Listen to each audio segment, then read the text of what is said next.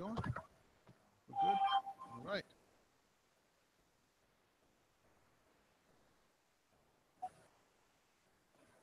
Hey, welcome NFL football fans. That time again, time for another edition of NFL Football Talk. I'm your host, Charles E. Smith Jr. This is an Inside Sports production presented to you by Humanican Media. And hey, the Kansas City Chiefs have fallen from the ranks of the unbeaten. And right now, as we do this show here, this is on Thursday, I believe they're putting the finishing touches on the Oakland Raiders, who were in the process of imploding after a good start and sending themselves to a fifth straight loss, I believe. But that game is still in progress right now. Hopefully, when I bring on my co-host, he can give us a good update on that. So without any further ado, let me go ahead and introduce my main man, the co-host. By the way, many of you follow him on Twitter at Chris L Sports, and if not, you really should be. He is the pride of Rutgers University, none other than my favorite East Coast intellectual, Chris Lardieri. Chris, what's up out there, man?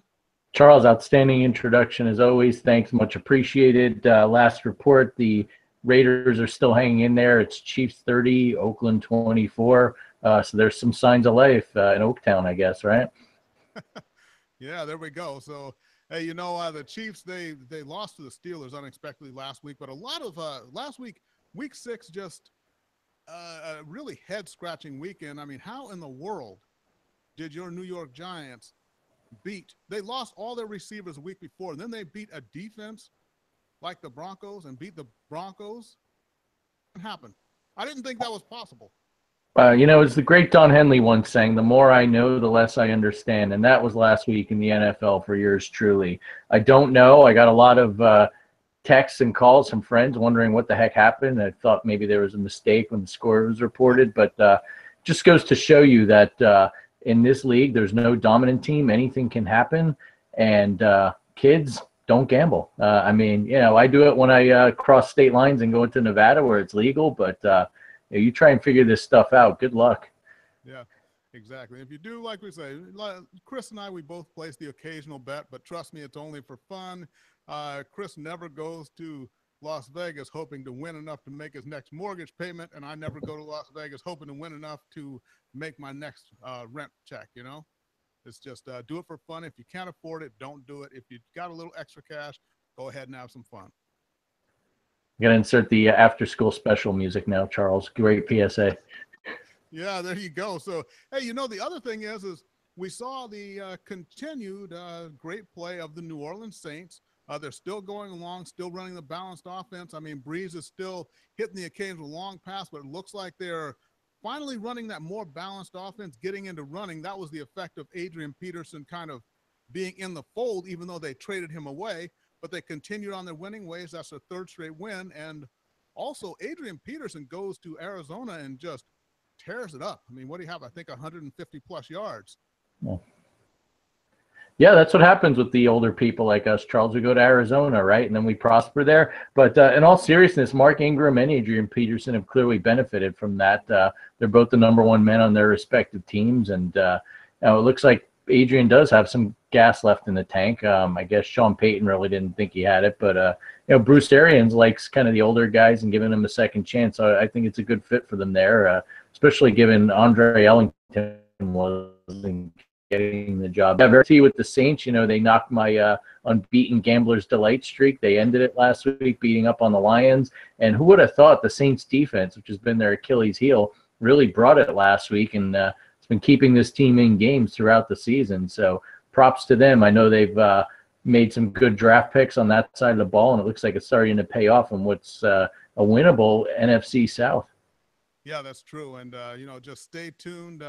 NFC South and also the AFC South, becoming very interesting there with the Houston Texans, with Jacksonville, with their whole win-loss thing. And who knows, maybe they'll win 2 in a row at some point and wind up finishing the season at 9-7 and be in it to the last day. Yeah, it's a classic up, down, up, down. I should have listened to you last week when I didn't pick the Rams. Okay. And then, well, what's the other thing here? Ezekiel Elliott. Now, it all depends on when you do a football show, because had we done it earlier in the week, we had been talking about how the Cowboys are getting along without Elliott. Now we're doing it. We're talking about what they're going to be doing with Elliott. So the NFL, which already the contracts that they sign are not even worth the paper they're written on, now the suspensions are not even worth the paper they're written on. What's going on there? I don't know. I'm just waiting for Law and Order NFL to debut on NBC because that's what it's become. The lawyers, judges, appeals, court battles. I really can't keep track of it. I'm kind of tired of it already. I think the 2000 presidential election had less wrangling with lawyers and judges, but I agree. I don't know what to think. I mean, a lot of people in fantasy football went out there and picked up Darren McFadden, thinking that Elliott was going to be suspended, and now they're stuck with someone that'll sit on their bench. So, don't know what to make of it. There's a very good chance this could drag on, and much like Tom Brady, if he does serve a suspension, will be in the subsequent year. Yeah. So for those of you maybe not in the know, if you live under a rock or something, Ezekiel Elliott was handed down a 6-week suspension. He went to court, got an injunction. The NFL goes in, they get that lifted, and the suspension gets reinstated. Then he goes back, files another motion, and now it is suppressed yet again. So he's playing for the Cowboys for the foreseeable future. Not that it really matters because the Cowboys, let's face it, Mr. Lardieri, the Cowboys in the NFC and the Oakland Raiders in the AFC, two of the more disappointing franchises still this year. Yeah, definitely. I mean, really, I'm not as surprised by Dallas. I kind of thought they'd come back to reality, but I didn't think they'd struggle this much this early in the season. But Raiders especially, like you said, if they lose again in this losing streak, it could be in a complete tailspin. Marshawn Lynch, frankly, has looked like a bust, and the Raiders defense is getting absolutely torched this season. That's the real problem. So, yeah, this is a completely wide open NFL. I don't think there's a team out there you could say is a favorite, even Kansas City, which we saw look pretty human last week. They did. And then, even the Atlanta Falcons, what about blowing a 17-0 lead over the Miami Dolphins, my Miami Dolphins, this past week? And, hey, the Dolphins come all the way back, 20 unanswered points, and they intercept Matty Ice in the red zone to seal victory. So this is the year, the first team, and I think really it has to be, and from the AFC, the Pittsburgh Steelers. They have got to go all in. Get to the Super Bowl this year, period. There's no excuse for it. They've beaten Kansas City. New England keeps on proving they're just mediocre. I think New England, without Tom Brady at the helm, they're really just an 8-8 team, a very average team. I think they'll wind up probably being 11-5, maybe 10-6 at the end of the year because of Brady, but they're very beatable. Pittsburgh has the talent. They need to go all in this year to get to the Super Bowl. Definitely. And look, the Patriots are extremely vulnerable on defense, and the Steelers do have a quality offense. We saw Le'Veon Bell looks like he's out of training camp mode and looks like a man on a mission now. Antonio Brown got a touchdown. Everyone's happy again. No more tantrums. But I like the way the Steelers play D. And look, we got to kind of give a shout out to Andy Reid again with his questionable calls, going for a touchdown instead of kicking a field goal with plenty of time left in the fourth. Clock management, timeouts. When push comes to shove, Charles, we've been saying this for years, Andy Reid will revert to his personal mean and screw something up. So just a hint of things to come in January. Even if the Chiefs are a 1 seed, you've always got to wonder about good old Andy. Yeah, that's true. And then, something, even though it was last week, we're already into week 7 now, but the way that last week's Thursday night game played out with Carolina, and I don't get it with theirs, they're down by 5 points. They got the ball at midfield, just under 4 minutes to play. And Cam just takes 3 shots at the end zone, and that's it. We talk about clock management, but even if he does get one of those Hail Marys, which was unnecessary, do we really think that Carson Wentz is not just going to drive the Eagles into field goal range and win the game with 10 seconds left on the clock? I just don't understand. There was a desperation there that didn't need to be. They could have just worked the ball down the field and run all the time off the clock and then score the game-winning touchdown. Yeah, made absolute zero sense. And you can't even blame it on the kicker because Graham Gano kicked a game winner against the Patriots a few weeks ago, so he's not the issue. Yeah, I really don't understand. Do teams not have faith in defense? Do coaches just kind of panic or black out at that point in the game? look, kids out there, I've got a career for you. I want you to be a clock and or situational consultant for an NFL team. You can sit in a booth, you can talk in the headset to a head coach or offensive coordinator. Whenever they get that glazed over look in their eyes, you tell them, no, don't burn a timeout here. No, we don't, just chip away. And kind of like Tony Romo's style as a color commentator in the NFL, which I like, by the way. I'm been on record as not being a fan of Romo, the quarterback, but I like how he breaks down situations. He was kind of critical of the Buccaneers a few weeks ago on Thursday Night Football for their clock management and some of the plays they called. That's the way you need to think. Think like a quarterback. Yeah, that's true. And, the other thing is we got to remember that Luke Kuechly had been knocked out of the game for Carolina, too. So the Eagles would have been driving against a Panthers defense that's missing the mainstay right there in the middle. But let's not belabor that point. Now, something I want to make here, I did see this on another show on that four-letter network. I didn't get this by myself here, but the Cleveland Browns. Now, we know they've had 28 starting quarterbacks ever since they were resurrected as a franchise in 1999. Here are the quarterbacks they passed on who were available in the draft and they did not take. Okay, 1999, Donovan McNabb. 2004, Ben Roethlisberger. 2005, Aaron Rodgers. 2014, Teddy Bridgewater. 2014, Derek Carr. 2016, Carson Wentz. And then just this past season, they came oh so close. They could have had Deshaun Watson. They took Deshaun Kaiser instead. That is just brutal. And that's the Cleveland Browns in a nutshell. Yeah, especially infuriating if you're a Browns fan. It has to be after the game. Watson claimed that Coach Hugh Jackson texted him intimating that they were going to select him. So I don't know if maybe Paul DePodesta's Moneyball algorithm or whatever overrode him, but that made no sense to me whatsoever. But yeah, I don't know. I think in a way that the Cleveland front office is kind of like George Costanza of Seinfeld fame. There was that one episode where George would make a decision and he was so bad at making decisions, he figured, well, I'll just do the opposite, and things started going right for him. I think they need to take that approach. Forget Moneyball.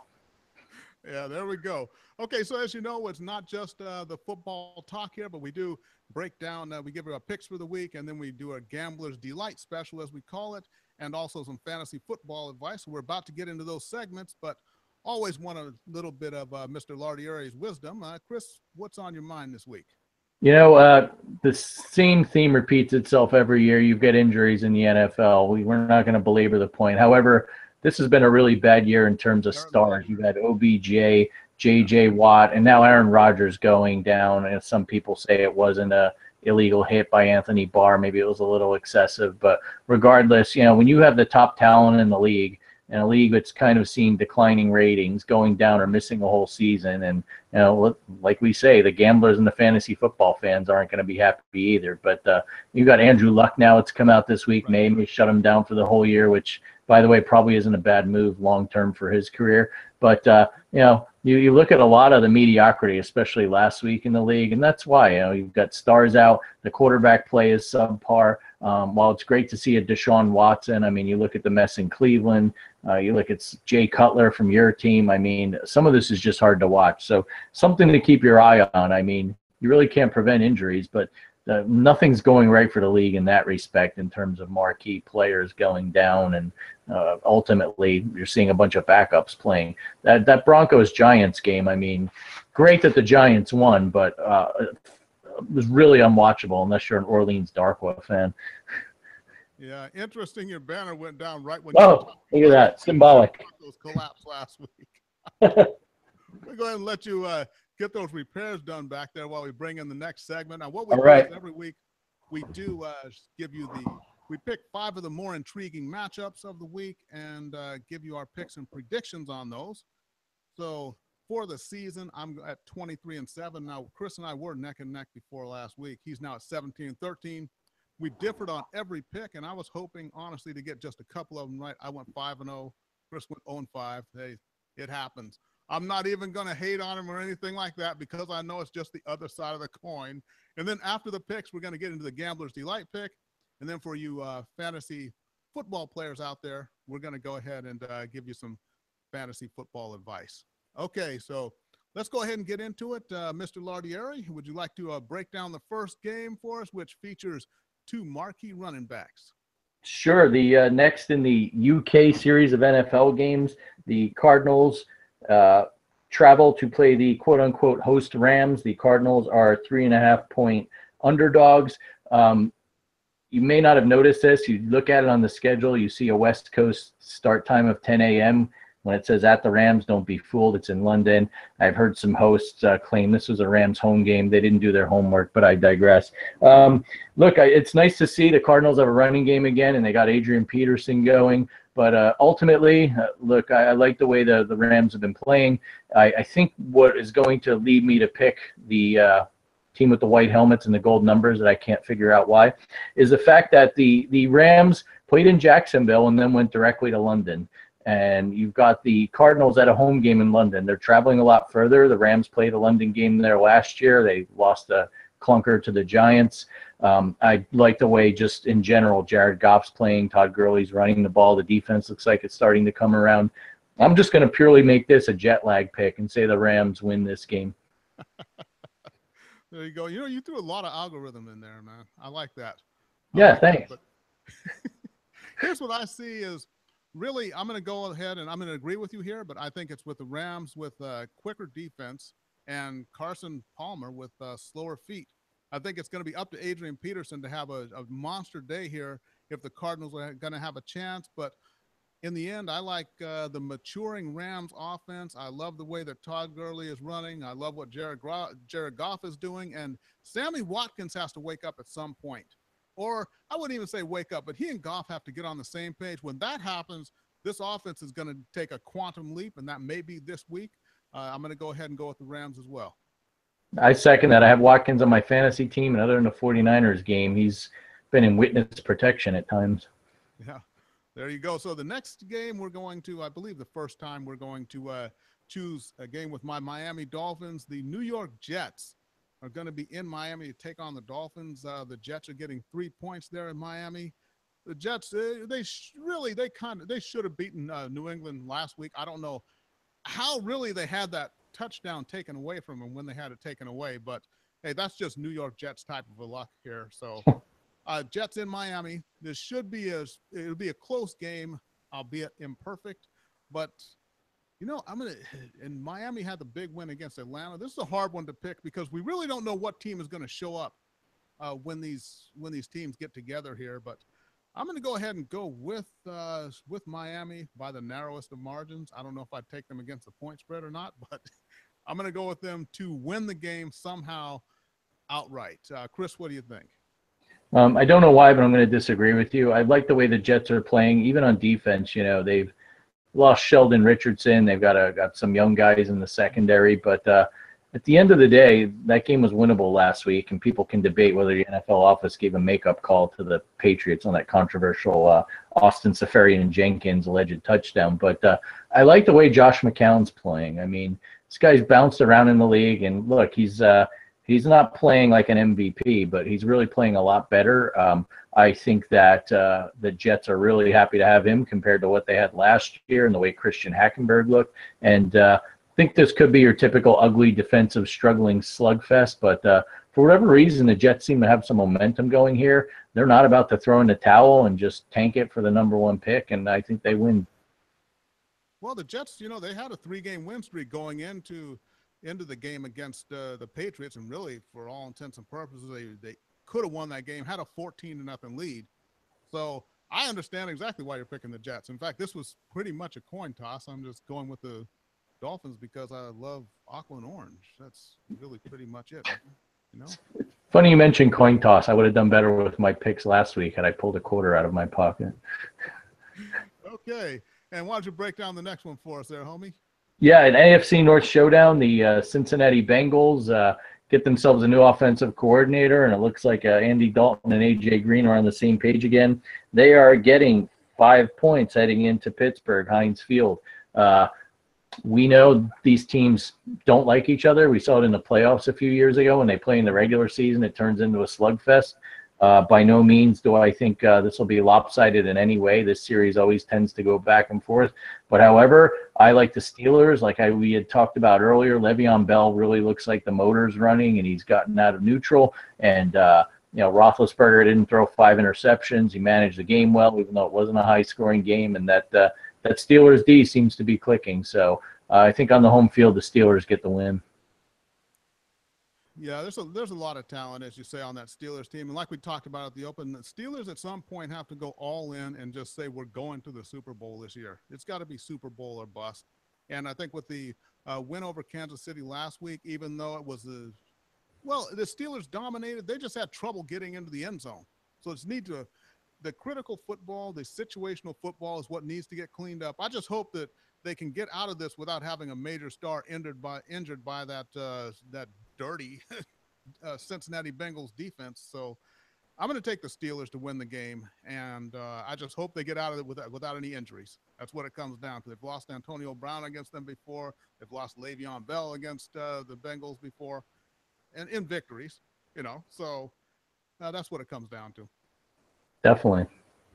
Okay, so we're both going to go with Pittsburgh there, and then Super Bowl rematch, Sunday Night Football, Atlanta Falcons in New England to take on the Patriots. And, the Falcons can just hope they don't have a 25-point lead going into the fourth quarter in this one. They might be able to hold off the Patriots this time. Atlanta, they're a 3.5-point underdog. I'll tell you what, I'm going with Atlanta in this game. I don't think New England they're just not that strong a team. And with the potent offense of the Falcons, I just don't think that New England is going to be able to score with them and keep up with them. They just got to make sure they don't get dragged into playing ugly ball, and they'll be okay. I'm going Falcons here. Yeah, I'm actually going to agree with you. A lot of people are down on the Falcons. Why Julio Jones hasn't been more involved in the offense, questioning Matty Ice. But this is the recipe they need for success, that Patriots D. And for whatever reason this season, the Pats don't seem to like playing at home. I think they're vulnerable. I think the ball gets distributed around a little more this week. Miami definitely played a good defensive game, but this is a porous New England defense. I think they get back on the right track. And look, frankly, Julian Edelman's not there to make a remarkable catch for the Patriots. So at the end of the day, I'm going with the Birds. Yeah, there we go. Okay, and go ahead and break down the last one, which is maybe not quite as scintillating a matchup, but a good old school division rivalry. Monday Night Football. John Gruden gets to talk about his brother Jay again, or rather he doesn't get to criticize him, but I digress. The Redskins going to Philly, they're getting 4.5 points. And, it is, on a side note, nice to see some decent Monday night matchups compared to previous years. At least they're watchable this year. And look, the Redskins kind of struggled, but they pulled out a victory against the 49ers last week, a team that, despite its record, really hangs around and plays tough in battles. The Eagles seem to be on a roll. They're coming off a 10 days of rest after a big win down in Carolina.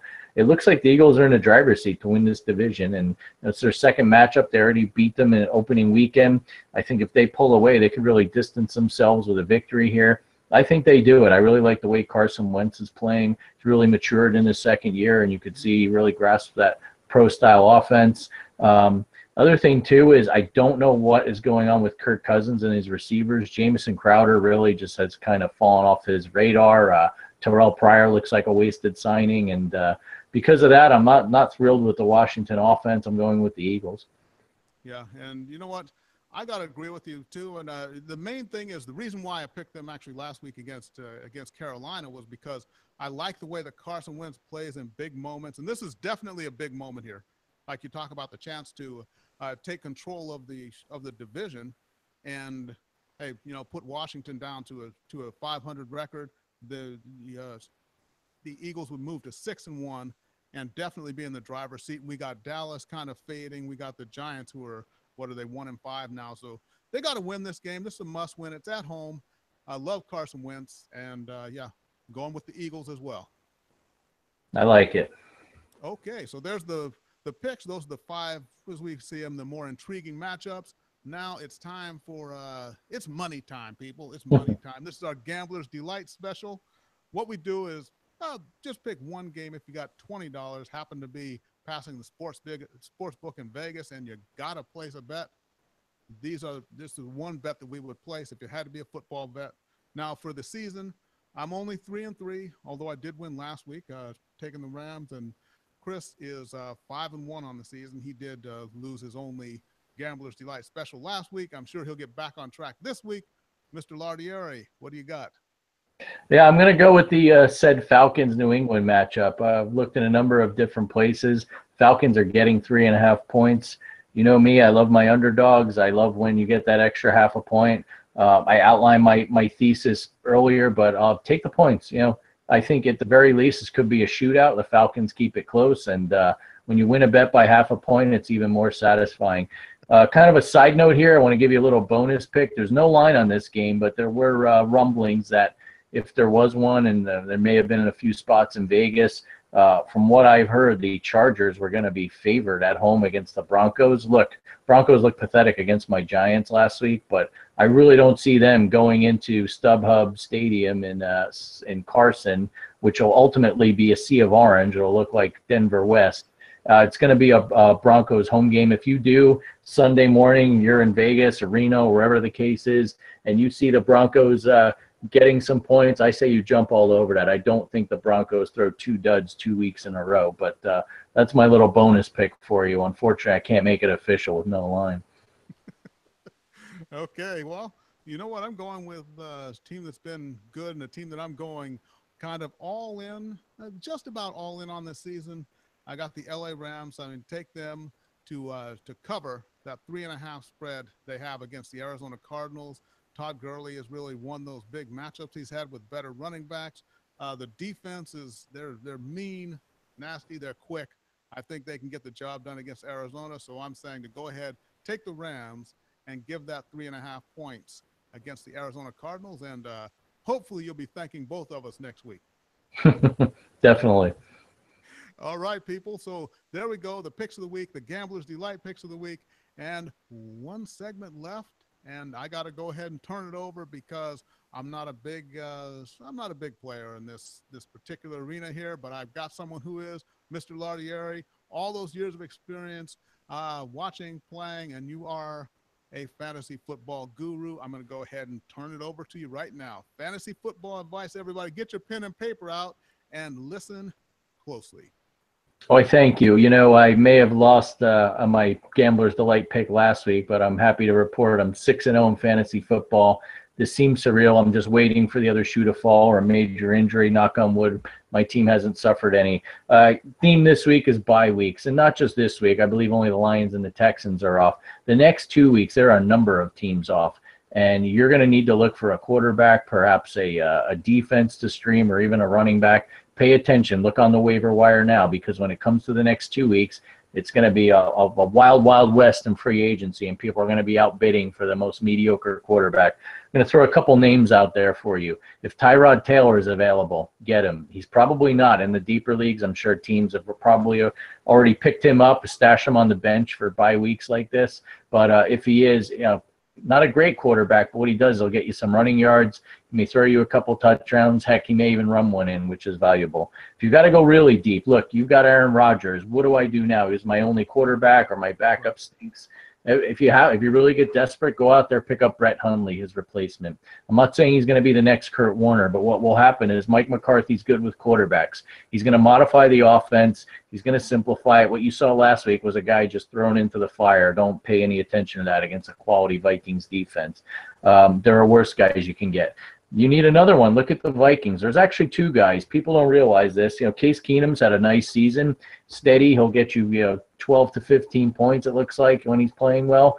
But keep an eye on Teddy Bridgewater. He's had a miraculous recovery from a knee injury that was so severe they thought his leg was going to be amputated, and he is activated. May not need him now, but down the road, if Keenum starts faltering, maybe a guy to keep your eye on, because let's face it, this guy was the future of the franchise before he got hurt. Another guy to look at, too, there's Jacoby Brissett in Indianapolis. He struggled on Monday night, but longer term, it looks like if Andrew Luck is going to be shut down for the season, that's another guy you can at least stash on the bench, use as a backup, as a bye-week fill-in. A couple other positions people don't really think about. With running back, I know Orleans Darkwa is going to be a very popular pick this week. that's great as a Giants fan. I think he's a starter right now, but don't pin all your hopes on him week after week. Who knows if the Giants will continue to run the ball. Let's look at kicker and defense. A couple of weeks ago, I went out and picked up Harrison Butker of the Chiefs, and as of the time we started our show tonight, I think he had 14 points. I really like him. I think he's a good guy you could plug into your lineup. Inevitably, we know Alex Smith is going to struggle, and the Chiefs will probably have a lot of opportunities to kick field goals. So there's one to kind of grab if you need a bye week fill-in, or even if your kickers just kind of hit a wall. And then you need to pick up a defense this week. There's a couple you could stream. Carolina is coming off 10 days off. I know they missed Kuechly, but they play the Bears and a rookie quarterback in Trubisky. That could be potential turnover city there. And then the Saints, as we mentioned earlier, going up against Brett Hundley. Look, they had a couple pick sixes last week, I believe, or was it one pick six and a fumble? They had a ton of points for a fantasy defense, unheard of, and it looks like they're really playing well on that side of the ball. And then team I like on defense, they may even be out there still as the Steelers. They're not lights out with points, but they're consistently getting, say, 8, 9, 10 points per week. And in fantasy football, that's all you can ask for from their D. So know this show's later in the week. I wasn't going to bore you with too much of the waiver talk because that's come and gone, but think strategically looking forward to next 2 weeks. You don't want to give away 2 weeks a game just because you've got a lot of players on bye. You can squeak out a cheap victory and gain momentum for the playoffs. All right. Very good. Okay. So there you go. We've got everything. Latest NFL news, the picks of the week, the Gambler's Delight special, and there's some fantastic fantasy football advice. And remember, every single week right here, the show is NFL Football Talk Inside Sports Production. I'm Charles E. Smith, Jr. Over on the other side, there is Mr. Chris Lardieri. And before we sign off and get ready to get a few good nights sleep before we wake up for this fantastic Sunday of football, Chris, final thoughts for us? Yeah, this is more of an observation I had watching Adrian Peterson and realizing he was going to be playing across the pond, as they say this week. Someone needs to look into this, but I'm wondering if Adrian Peterson is the first NFL player to play 2 games in England in the same season. The Saints played the Dolphins earlier this year. I didn't hear that anywhere, so I guess that's some sort of nerd football trivia. If anyone wants to let me know if that covered this, and I can go on Sports Jeopardy or whatever the case is. Yeah, that's my final thought for the week there. Don't ask me how it dawned upon me, but it's better than talking about NFL owners meetings and judicial proceedings, I guess. Yeah, that's true. And, I think just with the whole thing of the players kneeling, what they should do is just go back to where they were in 2009 and just have them all wait in the locker room before the national anthem and then come out after the national anthem is played like they used to. If they all want to kneel in the locker room, that's fine. They can do that. But, I'm also reminded with players kneeling and with all the hurricanes and now with the Me Too stuff on social media, are we still scared of that chubby little Korean fella? Is he still going to blow up the world, or have we all forgotten about that? And that'll be something we pick up again in a few more weeks. Are we still afraid of that guy, or I can't remember. Well, I'm still paying attention, Charles, and living here in California, we know we're the first one to get one of his missile shots. But it's classic. It's use the NFL and the flag and whatever else is a distraction. The Kardashians. What else can we talk about? But in all seriousness, I think with the tragic shootings in Las Vegas and these horrible fires in Northern California, I think people have gotten distracted with that. And if anything, it's kind of kept the tempo a little bit down with the whole kneeling and flag issues and whatnot. And look, it's a little bit tongue in cheek. I happen to think the guy's a dirtbag, but it's good to see Ezekiel Elliott back in the news, right? Yeah, that's true. And by the way, just to set some of your minds at ease, the longest range intercontinental ballistic missile cannot fly all the way from Korea to the United States mainland. So just remember, he would have to come halfway across the ocean and then launch it from there in order for it to hit the mainland. So there you go. And you can Google that too and let me know if I'm wrong about that. But how did Charles Barkley say? I could be wrong, but I don't think so. Was that what he said? Okay, everybody, remember every single week right here, NFL Football Talk. For Mr. Chris Lardieri, I'm Charles E. Smith, Jr. Enjoy the games, and we'll see everybody next week.